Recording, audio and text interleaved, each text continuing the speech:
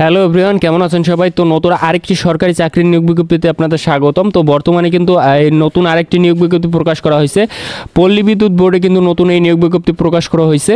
আজকে এই ভিডিওতে আপনাদের পল্লী বিদ্যুতে আপনাদের কি কি পদ আছে এবং কি কি যোগ্যতা দরকার, কত বয়স হলে আবেদন করতে পারবেন, কত তারিখ থেকে আবেদন করতে পারবেন, পুরো বিষয় থাকছে ভিডিওতে আলোচনা। তো সম্পূর্ণ ভিডিওটি মনোযোগ সহকারে দেখবেন। তো এখানে দেখুন যে বাংলাদেশ পল্লী বিদ্যুৎ বিশ্ববিদ্যালয় বোর্ড এখানে রাজস্ব খাতে শূন্য পদে এখানে যোগ্যতা সম্পন্ন প্রকৃত নাগরিকদের আপনাদের অনলাইনে আবেদন করা যাবে। তো এখানে দেখুন যে প্রথম যে পদটি আছে এখানে কিন্তু নবম গ্রেড, এখানে সহকারী সচিব, এখানে কিন্তু নবম গ্রেডে ফার্স্ট ক্লাস গ্যাজেটের আপনারা আবেদন করতে পারবেন। তো এখানে পদের সংখ্যা আছে 16টি। এখানে সরাসরি নিয়োগের সর্বোচ্চ বয়সসীমা হলো আপনাদের 30 বছর। তো এখানে স্বীকৃত বিশ্ববিদ্যালয়তে করা সামাজিক বিজ্ঞান, আইন, ব্যবসা প্রশাসন বা বিভিন্ন অনুষদের যে কোনো বিষয়ে প্রথম শ্রেণী এবং সমমানের সিজিপিতে স্নাতকোত্তর ডিগ্রি এবং দ্বিতীয় শ্রেণী অথবা সমমানের সিজিপিএ সম্মান সহ দ্বিতীয় শ্রেণী বা সমমানের সিজিপিএ স্নাতকোত্তর ডিগ্রি অথবা 4 বছর মেয়াদী অনুন্নত শ্রেণী এবং সমমানের সিজিপিএ সম্মান ডিগ্রি এবং 2 নম্বরে যেটি আছে পরীক্ষায় তৃতীয় বিভাগ এবং শ্রেণী সমমানের সিপিএ গ্রহণযোগ্য না। অর্থাৎ আপনি যদি দ্বিতীয় বিভাগ পান সেক্ষেত্রে কিন্তু আপনার যে জিপিএ আছে সেটি কিন্তু সিজিপিএ সেটি কিন্তু গ্রহণযোগ্য হবে না। তো আপনাকে প্রথম শ্রেণী অবশ্যই থাকতে হবে। তো এরপর হলো ফিল্ড গবেষণা কর্মকর্তা, এখানেও নবম গ্রেড, এখানে একটি পদ আছে 30 বছর। তো এখানে বিভিন্ন এখানে বিশ্ববিদ্যালয় হতে অর্থনীতি পরিসংখ্যান প্রথম শ্রেণী সমমানের সিজিপিএ স্নাতকোত্তর ডিগ্রি দ্বিতীয় শ্রেণী সমমানের সিজিপিতে এখানে দ্বিতীয় শ্রেণী হলে আপনি আবেদন করতে পারবেন। তো এখানে 4 বছর মেয়াদী ডিগ্রি অথবা 4 বছর মেয়াদী দ্বিতীয় শ্রেণী এবং সমমানের সিজিপিএ, অর্থাৎ যারা 4 বছর মেয়াদী অনার্স কোর্স করেছেন তারাও কিন্তু এইখানে আবেদন করতে পারবেন এবং ডিগ্রি থেকে আপনারা আবেদন করতে পারবেন এবং কোনো পরীক্ষায় তৃতীয় বিভাগ হলে আপনি আবেদন করতে পারবেন না। তারপরে হলো আপনাদের দেখুন যে সহকারী প্রোগ্রামার, এখানে 9টি পদ আছে। এখানে কোনো কম্পিউটার বিজ্ঞান এবং বিজ্ঞান ও প্রকৌশল বা ইনফরমেশন ও কমিউনিকেশন টেকনোলজি 4 বছর মেয়াদী দ্বিতীয় শ্রেণী সমাপক ডিগ্রি। কোনো স্বীকৃত পেশাদার এবং কম্পিউটার সোসাইটির কোনো সুযোগ্য সদস্য কম্পিউটার প্রোগ্রামিং ও স্ট্যান্ডার্ড অ্যাপটিটিউড টেস্টে উত্তীর্ণ হতে হবে। তারপরে হলো সরকারি ডিআইএস স্পেশালিস্ট, এখানে হলো গ্রেড 9। তারপর হলো এখানে হলো 2টি পদ আছে। তারপর হলো 20 বছর।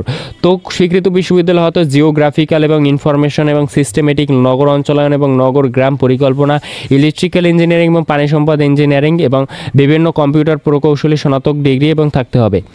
তারপরে হলো এখানে হলো ট্রেবুলেটর, এখানে 10 ট্রেবুলেটর, এখানে 10ম গ্রেডে বেতন পাবেন। পদ আছে 2টি, 20-30 বছরের মধ্যে হলে আবেদন করতে পারবেন।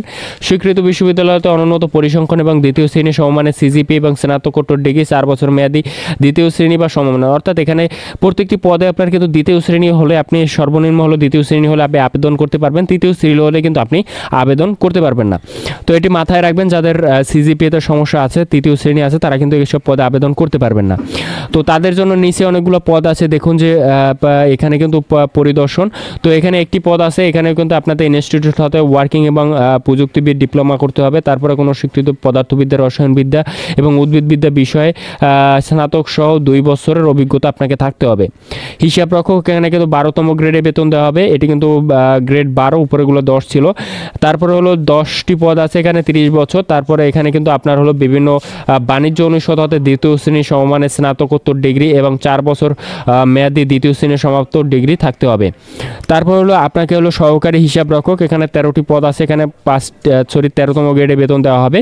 তো এখানে 5টি পদ আছে। এখানে 30 বছর সর্বোচ্চ হলে আবেদন করতে পারবেন। কোনো স্বীকৃত বিশ্ববিদ্যালয় হতে বাণিজ্য অনুষদ কোনো দ্বিতীয় শ্রেণী সমমানের স্নাতক ডিগ্রি এখানে থাকলে আপনি আবেদন করতে পারবেন দ্বিতীয় শ্রেণী সমমান। তারপর হলো ল্যাবরেটরি টেকনিশিয়ান, এখানে 13টি পদ আছে। এখানে 13তম গ্রেডে বেতন দেওয়া হবে। 2টি পদ আছে, 30 বছর সময়। তো ইনস্টিটিউট হতে ইন টেকনিক্যাল ডিপ্লোমা এবং কোনো শ্রেণী হতে উদ্ভিদবিদ্যা, বনবিদ্যা এবং রসায়নের সমমান ডিগ্রি। তারপর হলো ওয়েলনেস টেকনিশিয়ান, তো এখানে 14তম গ্রেডে বেতন দেওয়া হবে। পদ আছে 3টি, অনূর্ধ্ব 40 বছর। এখানে কিন্তু বয়স অনেক বেশি আছে। তো যাদের বয়স সীমা সরকারি চাকরির বয়সসীমা শেষ হয়ে গেছে তারা কিন্তু এখানে আবেদন করতে পারবেন। তো কোনো স্বীকৃত উচ্চ মাধ্যমিক সার্টিফিকেট, এখানে আরও সুবিধা আছে। এখানে কিন্তু আপনি উচ্চ মাধ্যমিক সার্টিফিকেট অর্থাৎ এইচএসসি সমমান পরীক্ষা উত্তীর্ণ হলেই কিন্তু আপনি আবেদন করতে পারবেন এই যে ওয়াচম্যান ওয়েলিং টেকনিশিয়ানে। তো এখানে সরকারি স্বায়ত্তশাসিত এবং টেলিফোন সংস্থা, মোবাইল ফোন অপারেটর এবং রিসিভ মেরামত সম্পর্কে কাজ আপনাকে 5 বছর অভিজ্ঞতা। যারা অনেকে কোর্স করেছেন, দেখা যায় অনেকে কিন্তু মোবাইল ফোন সার্ভিসিংয়ের কিন্তু অনেকে কোর্স করেছেন, তারপরে সেখানে কাজ করার অনেক অভিজ্ঞতা আছে। তো সেক্ষেত্রে তারা কিন্তু এই পদে আপনারা আবেদন করতে পারবেন।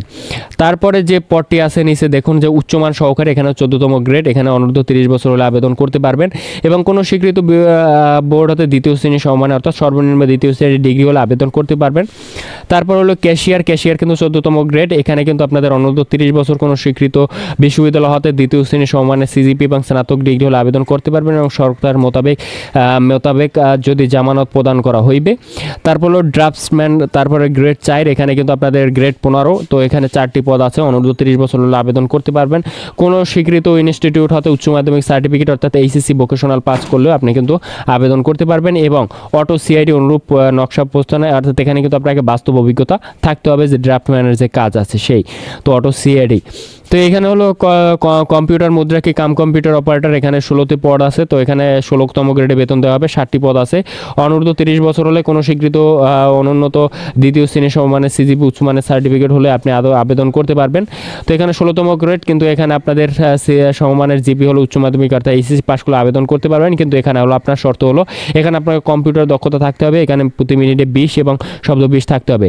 তারপর হলো সোলার ইন্সপেকশন, এখানে 16টি পদ আছে, এখানে 4টি আছে, অনূর্ধ্ব 30 বছর। তো এখানে কিন্তু বোর্ড এবং স্কুল মাধ্যমিক এসএসসি সমমান পরীক্ষা জেনারেল টেকনিশিয়ান এবং উচ্চ মাধ্যমিক সার্টিফিকেটে হলে আপনার ভোকেশনাল হলেও আবেদন করতে পারবেন।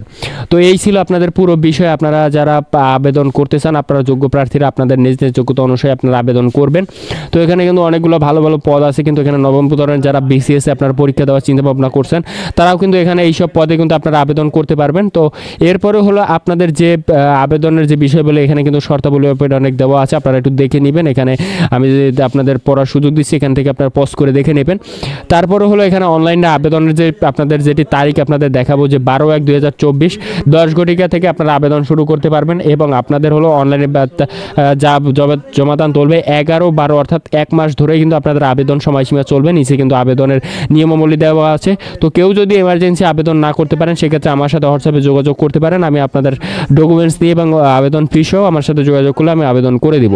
তো আশা করি আপনারা বুঝতে পেরেছেন। তো এখানে কিন্তু সকল কিছু আপনাদের এখানে দেওয়া আছে।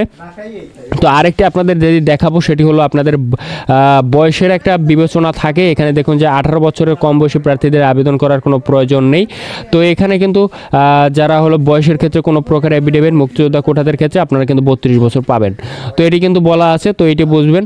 তারপরে 12/1/2024 খ্রিস্টাব্দের বয়সসীমা নিয়োগ বিজ্ঞপ্তি কলামের বর্ণনা অর্থাৎ 12/1/2024 মধ্যে যাদের 18 বছর থেকে 30 বছর হয়েছে এবং মুক্তিযোদ্ধাদের ক্ষেত্রে 32 বছর হয়েছে, তো তারাই কিন্তু আবেদন করতে পারবেন। তো আশা করি বুঝতে পেরেছেন। তো এই ছিল আজকের নিয়োগ বিজ্ঞপ্তি নিয়ে বিস্তারিত আলোচনা। তো আশা করি বুঝতে পেরেছেন।